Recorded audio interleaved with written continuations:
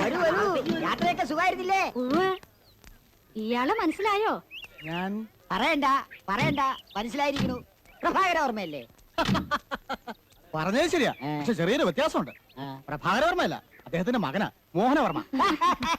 വലിയേട്ടൻ അത്രയെങ്കിലും പറഞ്ഞല്ലോ, അത് തന്നെ വലിയ കാര്യ. അതെ. വരണം വരണം. നേരത്തെ എത്തിയല്ലോ. നിന്റെ അച്ഛനും ഇതുപോലെ തന്നെയാ, ഏത് കാര്യത്തിലും വളരെ നേരത്തെ. ഇരിക്കണ്ട, ഒറ്റ നോട്ടം മതി എനിക്ക് ആളെ മനസ്സിലാക്കാൻ. ജനാർദ്ദന്റെ മോനല്ലേ? ജനാർദ്ദനന്റെ മകനല്ല, ജനാർദ്ദനൻ തന്നെ. മുടി ഒന്ന് ഡൈ ചെയ്തേ ഉള്ളൂ.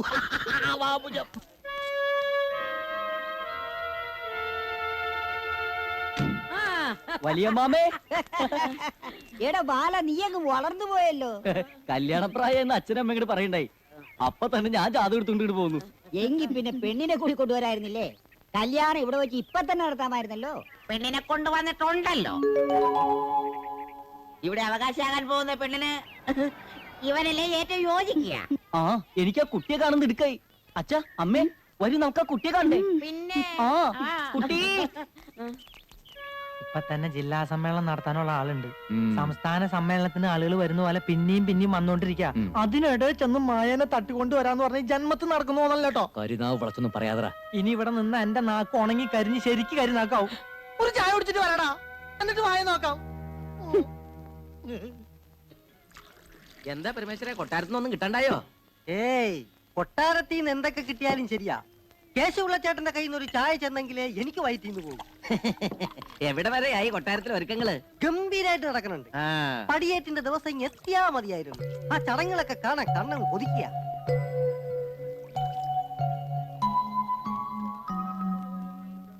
മൂന്ന് ചായ, രണ്ടെണ്ണം ഇരിക്കുക. ചേട്ടൻ കൊട്ടാരത്തിലാന്ന് തോന്നുന്നു. അതെ, അവിടത്തെ എല്ലാ കാര്യങ്ങളും നോക്കുന്നു നാം. നമസ്കാരം. ഒത്തിരി ആളുകൾ വന്നിട്ടുണ്ടല്ലോ. ഇത്ര ആളുകൾ എന്നും ഉണ്ടാവോ? ഏയ്, അവരൊക്കെ പടിയേറ്റ് പ്രമാണിച്ച് വന്നവരാ. എല്ലാം ബന്ധുക്കളാ. പടിയേറ്റാ? അതെന്തിട്ടാ? പേര് കേട്ട വിവരദോക്ഷികളാണെന്ന് തോന്നുന്നു. കൊട്ടാരത്തിൽ അനന്തരാവകാശി ഒരു പെണ്ണിനെ ദത്തെടുക്കാൻ പോവുക.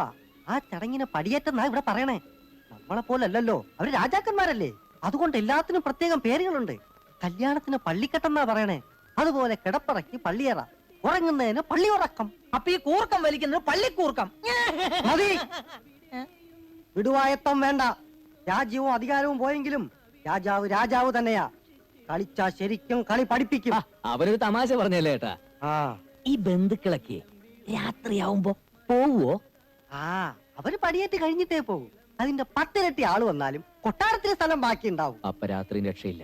എന്താ? ഏയ്, നിറയെ ആളുകൾ ഉള്ളതുകൊണ്ട് അവിടെ ഭയങ്കര രസമായിരിക്കും പറയായിരുന്നു. പിന്നെ കൊട്ടാരത്തിൽ ഇപ്പൊ ബഹുരസാ. ബോംബെയിലും ഡൽഹിയിലും കാനഡയിലും ഒക്കെ താമസിക്കുന്നവരാ എല്ലാം. 10-20 കൊല്ലം എത്ര എല്ലാവരും ഇങ്ങനെ ഒത്തുകൂടിയിട്ട് പലർക്കും അങ്ങോട്ടും ഇങ്ങോട്ടും അറിയുക പോലും ഇല്ല. എന്തൊക്കെ ആയാലും ഇതൊരു വലിയ സംഭവം തന്നെ. എവിടെയോ കിടന്നേച്ചൊരു പെണ്ണ് രാജകുമാരിയാവാൻ പോവല്ലേ? അതെ, ഇങ്ങനെ ഒന്നും ഇല്ലെങ്കിലേ ആ പെണ്ണ് യാതെങ്കിലും ഒരു കുഗ്രാമത്തില് യാതെങ്കിലും ഒരു നെത്തോലിയം കെട്ടി ജീവിക്കേണ്ടതല്ലേ? നത്തോലി നിന്റെ അച്ഛൻ. എന്താ? നത്തോലി നിന്റെ തന്ത. എണിച്ചു പോടാ. ആഹാ, അത്രയ്ക്കായോ? നീ നോക്കിക്കോളാ, ഇനി ഒരു നിമിഷം ഞാനിവിടെ നിൽക്കത്തില്ല. എടോന്റെ കാശ് തന്നില്ല. ഏയ്, അവൻ കുടിച്ച ചായ എന്റെ വകയാ ചേട്ടാ. വാ.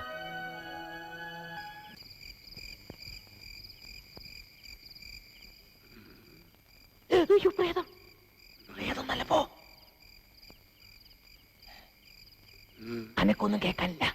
എല്ലാവരും ഉറങ്ങിക്കാണെന്ന് തോന്നണേ. എല്ലാവരും ഉറങ്ങുമെന്ന് എനിക്കറിയില്ല, പക്ഷെ തോക്ക് പിടിച്ചിരിക്കുന്ന ആള് നല്ല ഉറക്കാ.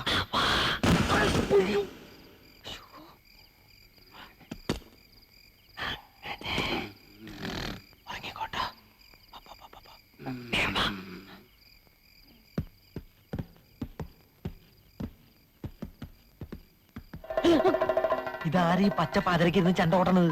ആശം, ഇതിപ്പോ എല്ലാരും ഉണരുമല്ലോ. ഇതിലെ പോവാ.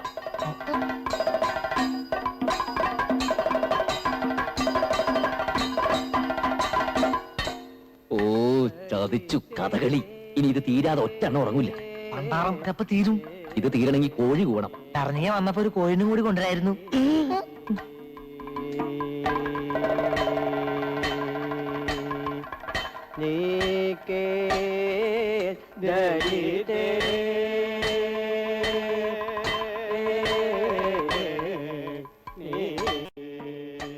മായ കാണാനില്ലല്ലോ. ശരിക്കും നോക്കടാ. എടാ ഞാൻ നോക്കണ്ട, പക്ഷെ എനിക്ക് ചില മുദ്രകൾ മനസ്സിലാവില്ല. ആ കൂട്ടത്തിൽ മായ ഉണ്ടോ നോക്കാൻ. ആ കൂട്ടത്തിൽ ഉണ്ടെങ്കിൽ എന്നെ അങ്ങനെ തിരിച്ചറിയാനാ? ഒരു ജാതി മുഖമൂടിയും കിരീടവും. നീ ഇങ്ങോട്ട് വന്നേ. ആ കൂട്ടത്തിൽ മായയെ കാണാനില്ല, അവളുടെ വീട്ടുകാരും ഇല്ല. അവരൊക്കെ വേറെ ഏതോ ഭാഗത്താന്ന് തോന്നുന്നു. ഈ തക്കത്തിന് നമുക്ക് അകത്ത് കയറി നോക്കിയാലോ? എന്നാ വാ വാ.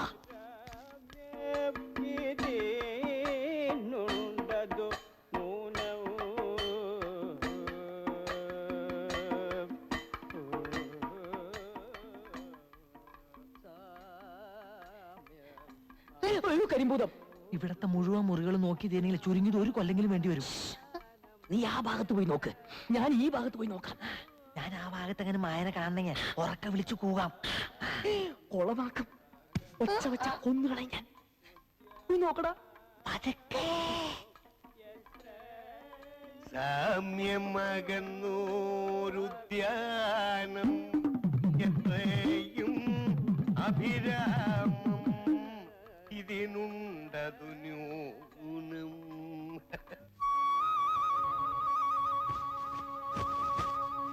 കാമ്യം നിനയ്ക്കുന്നാകിൽ ആഹാ ഭുജം, ഞാനിവിടെ നേരത്തെ സ്ഥലം പിടിച്ചിരിക്കുക അല്ലയോ?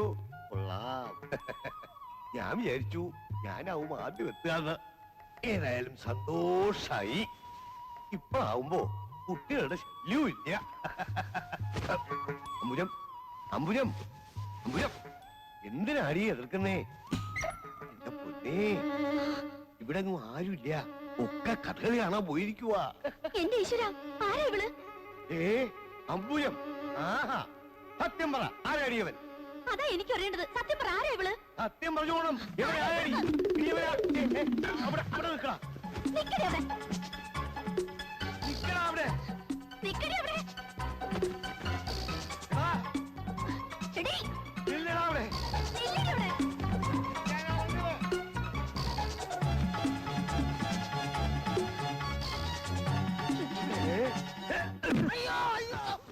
എന്താടാ ഇത്? ആരോ തല്ലിയതുപോലെ സ്വപ്നം കണ്ടു. ഏ, അയ്യോ ഇതായി. ഏ, എടാ.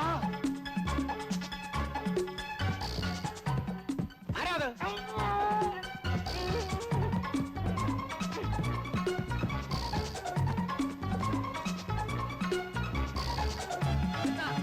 എന്താ എന്താ എന്താ എന്താ എന്താ? അയ്യോ, ആ, കളൻ കളൻ.